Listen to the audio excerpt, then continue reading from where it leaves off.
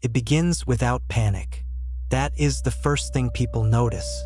There is no sudden fear, no wave of confusion, no collective shock spreading through cities and screens. The world changes, and no one reacts the way they should, because they can't. You wake up like any other morning. The room looks the same, the light feels the same, your body moves through familiar routines without resistance. You check your phone, scroll through messages, read the news. Everything seems normal until you notice something missing. Not physically, not visually, but internally. You pause for a moment, expecting a feeling to follow a thought, and nothing comes. You read a message from someone you care about, words that should trigger something: warmth, annoyance, curiosity, but instead, they land quietly in your mind and stay there, unchanged. You wait, nothing, no reaction. You try something else. You open an old photo, one that used to matter, one that once carried memories strong enough to stop you for a second. Now it is just an image, recognizable, but empty. At first, you assume it is exhaustion, a temporary disconnection, something that will pass once your mind fully wakes up. But as minutes pass, as you move through your morning, something becomes clear. This is not a delay. It is an absence. Across the world, the same realization unfolds. People begin to notice that their thoughts are no longer followed by emotional responses. Situations that should trigger immediate reactions simply do not. A loud noise, no fear. A joke, no laughter. A loss, no sadness. At first, the change is subtle, almost easy to ignore, because behavior does not stop immediately. People continue to act as they always have, following routines built over years, repeating patterns that once had emotional meaning.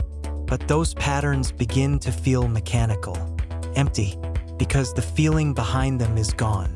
Within hours, something unusual appears in global communication. Silence. Not complete silence, but a reduction. Conversations become shorter, more direct, more functional. People speak only when necessary, because the desire to express, to share, to connect emotionally has disappeared. There is no urgency, no need. Words become tools, not expressions. And that changes everything. First, it seems peaceful, calm. The world feels quieter, more stable, almost controlled. Arguments stop almost instantly because there is no anger to fuel them. Conflicts dissolve before they can grow. People who once reacted impulsively now remain still, choosing not to engage because there is no emotional push to do so. On the surface, it looks like progress, a world without emotional chaos. But beneath that calm, something far more unsettling begins to emerge. Indifference. A person trips and falls in the street. People notice, but they do not rush to help. Not because they are cruel, but because they feel nothing. No concern, no urgency, no instinct to act beyond what is logically necessary. Someone receives bad news. They process it. They understand it, but they do not react. No grief, no visible pain, just awareness. And that awareness without emotion feels unnatural. The first day passes in a strange, quiet confusion. People are not panicking, but they are aware that something is wrong. Because even without emotions, they can still recognize what emotions should be. They remember them. They understand what fear is supposed to feel like, what happiness is supposed to feel like, what love once meant. But those things now exist only as concepts, not experiences. By the second day, the effects begin to deepen. Motivation starts to fade, because motivation was never purely logical. It was emotional. The drive to achieve, to improve, to move forward was tied to feelings: desire, ambition, fear of failure, hope for something better. Without those, action becomes optional.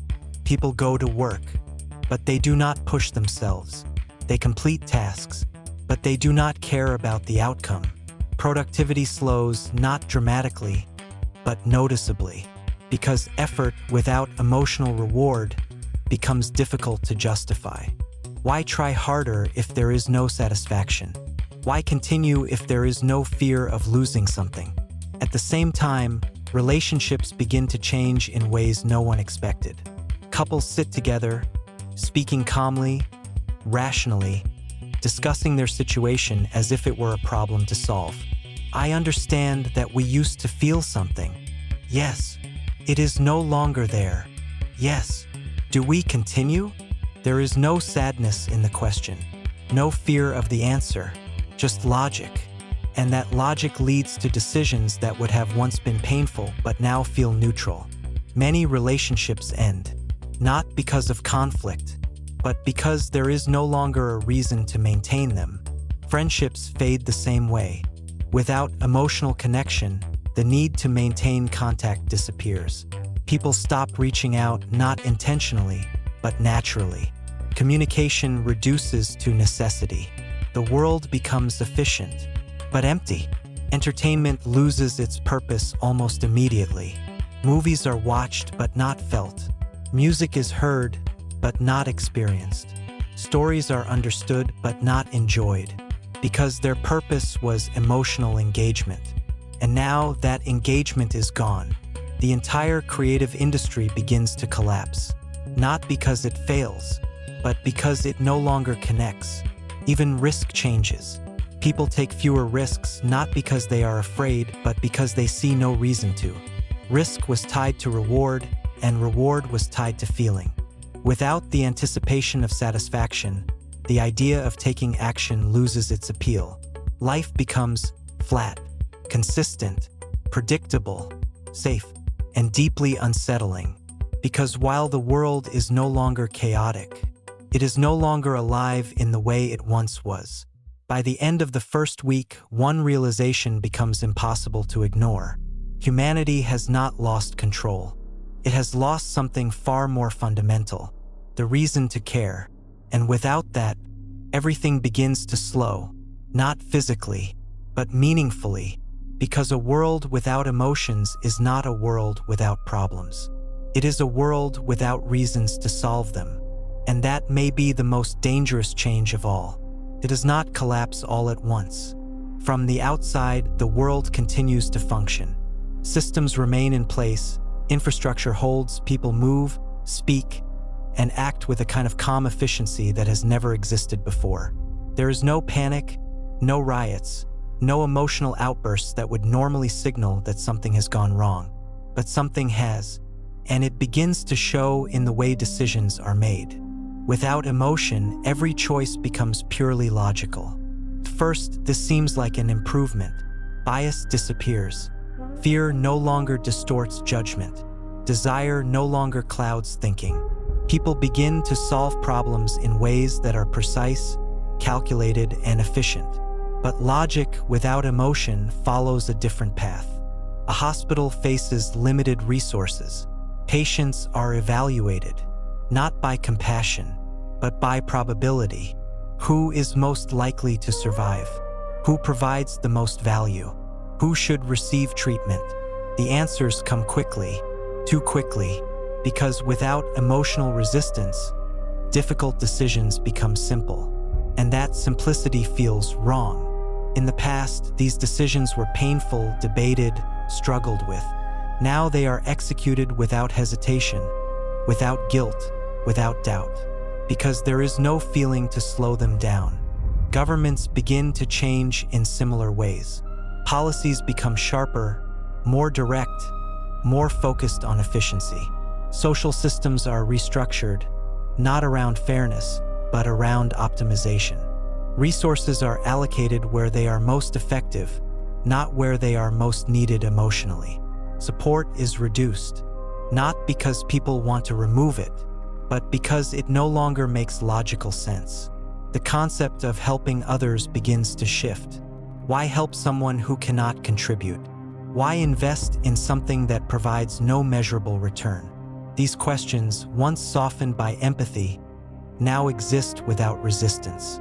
And the answers reshape society. At the same time, something deeper begins to happen inside individuals. Memory starts to change. Not the ability to remember, but the importance of what is remembered. Without emotional weight, memories lose their hierarchy. A meaningful moment and a trivial one begin to feel the same. Everything is stored, but nothing stands out. The past becomes flat. Events exist, but they do not matter more than one another. And without that difference, identity begins to weaken. Because identity was built on what mattered, on what left an impact. Now everything is equal, and equality in this case removes significance. People begin to feel undefined, not confused, not lost, but neutral, as if they exist without a center. At the same time, relationships continue to dissolve. Not dramatically, not with conflict, but with quiet, mutual understanding that there is no longer a reason to stay connected. Conversations become shorter, then disappear. Presence becomes optional. Loneliness does not hurt, but it spreads, because connection requires emotion. And without emotion, isolation becomes normal. The world grows quieter, not because people stop speaking entirely, but because they no longer feel the need to.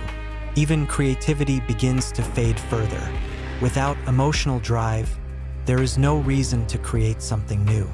Innovation slows not because people cannot think, but because they do not feel the need to explore beyond what already works. Why change something that functions? Why improve something that is sufficient?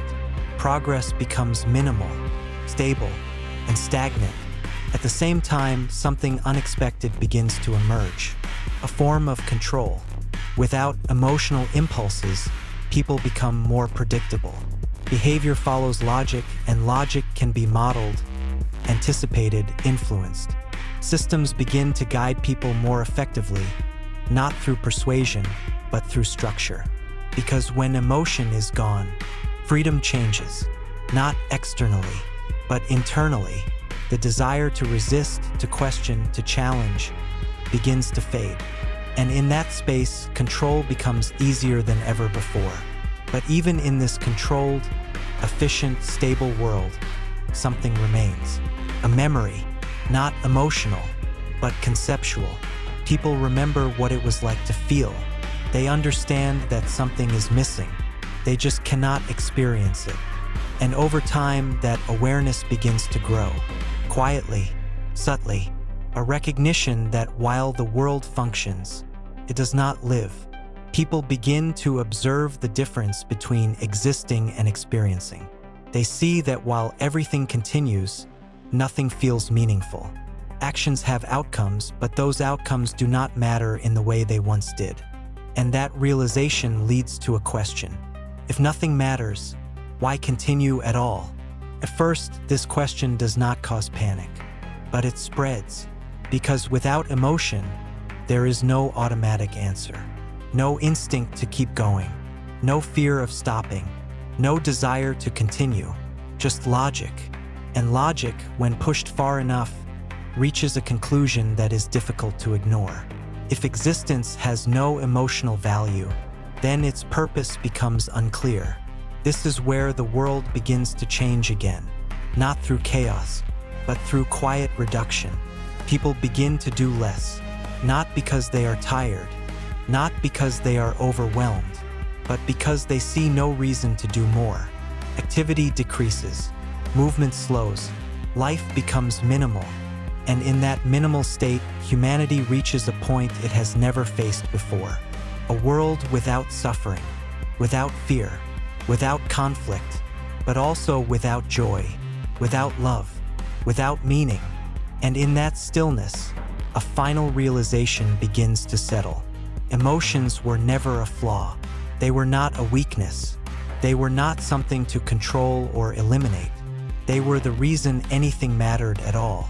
Because without them, the world does not end, continues, but it becomes something else, something quieter, something more efficient, and something profoundly empty. A world where everything works, but nothing is worth it.